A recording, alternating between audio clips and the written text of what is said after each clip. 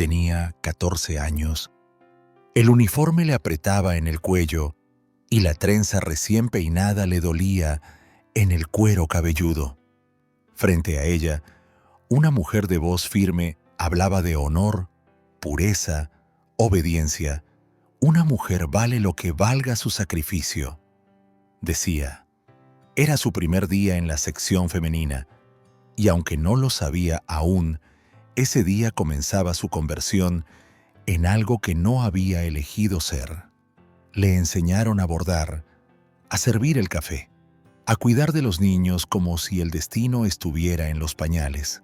Pero sobre todo, le enseñaron a no protestar, a no pensar demasiado, a mirar hacia abajo y decir sí con una sonrisa. Durante décadas, millones de niñas pasaron por esa misma sala, por esas mismas manos, por ese mismo adoctrinamiento.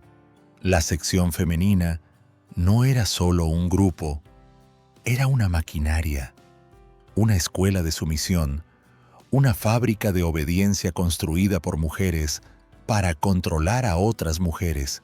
Pero ¿quiénes eran ellas? ¿Por qué tantas aceptaron ser parte? ¿Cómo se institucionalizó la idea de que servir era el único camino hacia la dignidad? Este episodio de España bajo Franco no es solo sobre lo que se enseñó, sino sobre lo que se obligó a olvidar, los sueños prohibidos, las palabras nunca dichas, los talentos anulados por una consigna. Mujer que piensa, peligra. Y aún hoy, los ecos de esa consigna siguen resonando, más cerca de lo que creemos.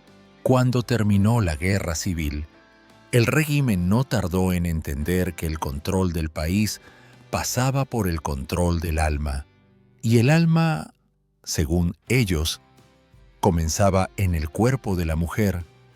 En 1934, antes incluso del alzamiento militar, se había fundado la sección femenina como el ala femenina de la Falange, liderada por Pilar Primo de Rivera, hermana del fundador del partido y protegida directa del propio Franco. Tras la victoria franquista, esta organización pasó a formar parte esencial del engranaje estatal. Su objetivo era claro: formar a la nueva mujer española, disciplinada, piadosa, silenciosa, sin ambiciones políticas ni sueños personales. La sección femenina no solo instruía, vigilaba, intervenía, moldeaba. Crearon centros de formación obligatoria para todas las mujeres que quisieran trabajar, estudiar o simplemente obtener el certificado de educación doméstica. Sin ese papel, no podías ejercer como enfermera, profesora ni secretaria. Las clases incluían cocina, costura, religión, primeros auxilios y, sobre todo, moral femenina. Les enseñaban que el marido era la autoridad suprema, que el trabajo fuera del hogar era una excepción y que la mayor virtud era la renuncia. Pilar Primo de Rivera afirmaba con orgullo: «Nosotras no tenemos ambición. Nuestra mayor libertad es obedecer». Y esas palabras eran repetidas como himnos en cada reunión, cada desfile, cada ceremonia. Las chicas desfilaban con banderas y cruces, marchaban al ritmo de cantos patrióticos y recitaban el Decálogo de la Buena Española, que incluía frases como «Nunca te quejes» y «Sirve sin esperar recompensa». Lo que parecía una escuela de valores era en realidad una escuela de límites. Incluso las canciones tenían mensajes ocultos, dulces melodías que enseñaban a esperar, a callar, a desaparecer. Y lo más inquietante era que quienes enseñaban también habían sido formadas en la misma cadena. Así, generación tras generación, Se construyó una red de obediencia entre mujeres, en nombre del patriotismo, la religión y la unidad nacional. Pero bajo esa superficie pulida, hervían las frustraciones, los deseos rotos y las preguntas prohibidas. ¿Qué pasaba con las que no encajaban? ¿Con las que soñaban más allá del delantal? ¿Con las que amaban de otro modo? ¿O simplemente con las que no querían obedecer?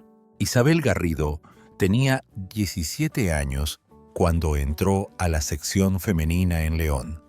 No por vocación, sino porque la necesitaban para poder presentarse a un examen de acceso. Soñaba con estudiar enfermería, con trabajar en un hospital, con viajar a América algún día, pero el sueño fue interrumpido por la realidad. Durante 6 meses asistió a clases obligatorias de formación femenina.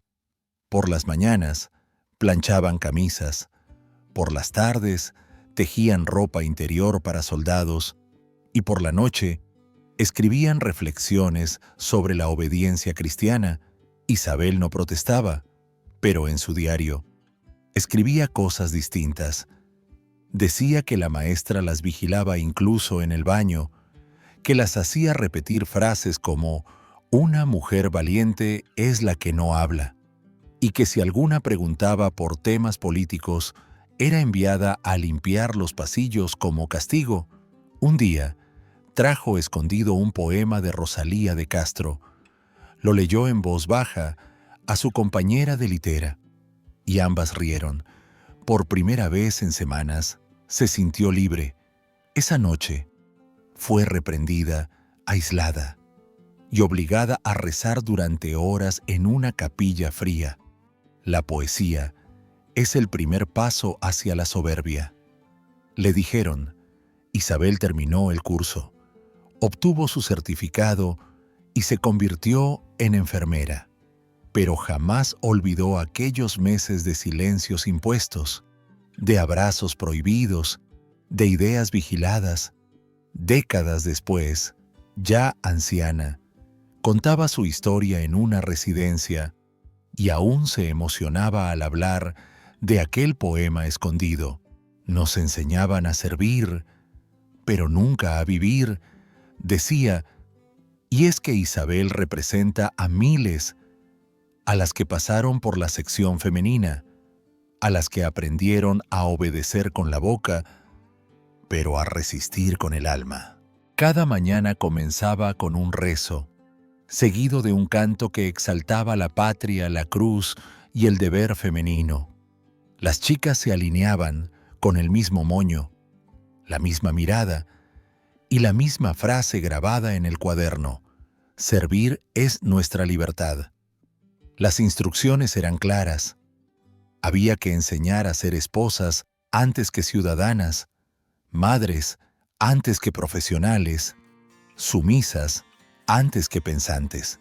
En los cursos obligatorios, que podían durar entre 6 semanas y 3 meses, se impartían materias como higiene del hogar, moral y doctrina nacional, cocina tradicional española, corte y confección y urbanidad. Lo llamaban formación del espíritu nacional. Las alumnas no solo aprendían a cocinar, también eran entrenadas para no levantar la voz, para no cuestionar órdenes, para sonreír cuando dolía y para disculparse incluso sin culpa. En cada ciudad de España, la sección femenina tenía su sede, y desde allí organizaban campamentos, procesiones, cursos prematrimoniales, misiones rurales y hasta actos de conversión femenina, donde mujeres consideradas díscolas eran reeducadas en centros aislados. Las inspectores podían visitar escuelas, fábricas, oficinas, y si encontraban una mujer que no cumplía con las normas de decoro y virtud, podían abrir un expediente disciplinario que afectaría su carrera, su reputación o incluso su libertad, los testimonios recogidos años después coinciden. El miedo era constante. La sensación de estar siempre vigilada, corregida, juzgada. María Jesús, una antigua alumna del centro de Valladolid, contó que en su grupo había una compañera que quería ser escritora. Cada vez que lo decía, las monitoras la obligaban a escribir versos sobre la Virgen. Escribe sobre la Madre, no sobre ti, le decían. Las canciones que repetían a diario hablaban de España como una madre y de Franco como el padre espiritual. No había espacio para identidades propias, solo para el sacrificio compartido. El uniforme de la sección femenina era azul oscuro, con pañuelo blanco, una versión femenina del uniforme falangista. Las insignias que llevaban representaban las virtudes: pureza, fe, humildad, entrega. En los pueblos pequeños, la presencia de estas mujeres uniformadas era símbolo de poder. Organizaban las fiestas religiosas, visitaban a las recién casadas y enseñaban a las niñas desde los 5 años a obedecer con alegría. Pero tras ese telón, muchas sufrían. Algunas fueron expulsadas por sospechas de lesbianismo, otras humilladas públicamente por leer novelas extranjeras, y muchas más, simplemente silenciadas por tener mal carácter o ideas raras. Durante los años 40 y 50, miles de mujeres fueron obligadas a asistir a estos cursos como requisito para acceder a cualquier empleo público o privado. Incluso las monjas debían colaborar en la formación. En los hospitales, las enfermeras llevaban el emblema de la sección femenina. En los comedores escolares se repetía el menú patriótico establecido desde Madrid, y en las fábricas había sesiones semanales de formación moral dirigidas por las instructoras. Y no era solo en España. La sección femenina tuvo delegaciones en América Latina, especialmente en Argentina, México y Venezuela, donde promovían la cultura española femenina entre las hijas del exilio, como si incluso fuera del país. La obediencia debiera viajar con ellas. A partir de 1950, comenzaron los llamados campamentos de verano para la mujer nueva, donde adolescentes eran llevadas al campo, sin contacto con sus familias, para reeducarse en los valores eternos. Las actividades incluían cantos, rezos, marchas, pero también vigilancia, castigos y aislamiento si alguna mostraba tendencias inadecuadas. Y lo más doloroso es que muchas de esas instructoras también habían sido víctimas del mismo sistema, pero lo habían interiorizado tanto que ya no distinguían entre formar y oprimir. Algunas, como la famosa directora en Zaragoza, fueron reconocidas por el régimen con medallas por su labor patriótica. Otras llegaron a dirigir colegios, hospitales, instituciones, pero pocas cuestionaron el daño. Las mujeres que salían de la sección femenina lo hacían con un certificado, sí, pero también con una culpa heredada, con una voz apagada, con una idea muy clara: no estás aquí para brillar, estás aquí para sostener. Y esa idea caló hondo en las familias, en las aulas, en los libros de texto. Se enseñaba que la buena mujer era la que no necesitaba ser reconocida, que el verdadero mérito era ser invisible, que pensar era peligroso, que querer más era traicionar. Esa fue la pedagogía de una generación, y sus consecuencias aún se sienten, porque incluso hoy Hay mujeres que piden perdón por tener ambiciones, que dudan de su derecho a hablar, que siguen creyendo que lo correcto es callar. Y muchas veces, sin saber por qué, sin saber que hace décadas alguien les enseñó exactamente eso. Durante años, se presentó a la sección femenina como una institución benévola que enseñaba a las jóvenes a ser buenas esposas y mejores madres, como si fuera solo un complemento inofensivo en la maquinaria del régimen. Pero los archivos internos, las memorias personales y las investigaciones posteriores revelan otra verdad, una verdad más incómoda, más estructural y más profundamente arraigada. En 1995, una historiadora del Archivo General de la Administración descubrió un lote de informes confidenciales emitidos por la sección femenina entre 1941 y 1968. En ellos se detallaban nombres, conductas impropias, sugerencias de sanciones morales, incluso comentarios sobre orientación sexual, creencias religiosas o amistades subversivas. Eran listas de mujeres, clasificadas no por su talento ni por sus logros, sino por su grado de obediencia. Algunas de esas listas fueron enviadas directamente a directores de escuelas, patronos de fábricas y jueces de lo social. Eso explicaba por qué muchas mujeres eran despedidas sin razón, por qué otras nunca recibían becas y por qué tantas desaparecían de la vida pública sin dejar rastro. Además, se hallaron documentos que probaban que muchas actividades voluntarias eran en realidad obligatorias.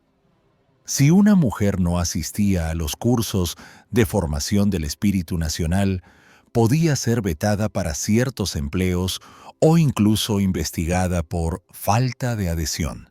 Y aún más grave, se descubrieron testimonios de mujeres que denunciaron abusos dentro de los campamentos, castigos físicos, aislamiento psicológico, humillaciones públicas por no cumplir con los estándares morales, pero sus voces no fueron escuchadas, o fueron archivadas, o borradas, porque el sistema no solo formaba, también silenciaba, y todo eso se hacía bajo la dirección de mujeres, mujeres que, muchas veces, también habían sido anuladas, pero que decidieron, por miedo o convicción, convertirse en guardianas de un orden que las limitaba a todas.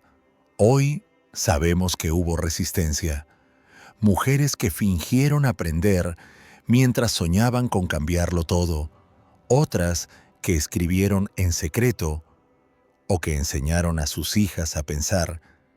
Pero también sabemos que la sección femenina no fue un fenómeno menor, fue una política de Estado, con uniforme, estructura, presupuesto y un propósito claro: moldear la identidad femenina al servicio de la obediencia. Y eso dejó cicatrices que aún no han sanado. 50 años después, todavía podemos sentir los ecos de aquella pedagogía en las mujeres que aún piden permiso para opinar, en las abuelas que no se atreven a contar lo que sintieron, en las madres que dicen yo no servía para más, sin saber que nunca las dejaron intentarlo. La sección femenina fue disuelta oficialmente en 1977 con la llegada de la democracia, pero su legado no desapareció de un día para otro. Durante décadas, sus manuales siguieron en bibliotecas escolares, sus canciones se cantaban en fiestas locales y su huella emocional seguía marcada en la piel de generaciones enteras. El mensaje no era explícito, pero seguía ahí. No sobresalgas, no pidas, no sueñes demasiado. Muchas de las mujeres que vivieron esa etapa, al ser entrevistadas ya mayores, decían frases como «era lo que tocaba», «nosotras no sabíamos otra cosa», o al menos no nos faltaba de comer. Eso demuestra lo profunda que fue la normalización. Cómo se confundió obediencia con virtud, renuncia con humildad, silencio con respeto. Pero también hubo mujeres que rompieron el molde, que recordaron lo que vieron y lo contaron, que transformaron la herida en testimonio. Y gracias a ellas, hoy sabemos más. Hoy se escriben libros, se hacen documentales, se dan clases sobre este tema en universidades, porque no se trata de juzgar, sino de comprender y de evitar que se repita. Porque cada vez que una niña duda de su valor, cada vez que una mujer se disculpa por ser fuerte, hay un eco, una sombra, una voz lejana que dice, «Sirve, no lideres». Y es tarea nuestra responderle con otra voz, con la voz de quienes no se callaron, con la voz de quienes aún siguen escribiendo, aunque nadie les enseñó a hacerlo. La sección femenina enseñó a millones de niñas a mirar el mundo desde abajo, a callar en lugar de preguntar, a obedecer en lugar de crear, a cuidar en lugar de elegir, pero también sembró sin querer una semilla que con los años brotó, porque muchas de aquellas niñas crecieron y un día se atrevieron a cuestionar, a escribir, a soñar y a contarle al mundo lo que vivieron. Este episodio no busca demonizar a quienes formaron parte, sino dar voz a quienes fueron moldeadas sin ser preguntadas, porque toda historia merece ser contada, y toda herida ser reconocida. Si esta historia te resonó, si alguna vez escuchaste frases como «eso no es cosa de mujeres» o «más te vale ser discreta», suscríbete, comenta, comparte, haz que la memoria no quede encerrada en un cajón y acompáñanos en el próximo episodio de España bajo Franco. Porque en el episodio 23, Humillación pública y abusos contra mujeres republicanas, hablaremos de aquellas que fueron castigadas no por lo que hicieron, sino por lo que representaban, y que aún esperan justicia, aunque ya no esperen perdón.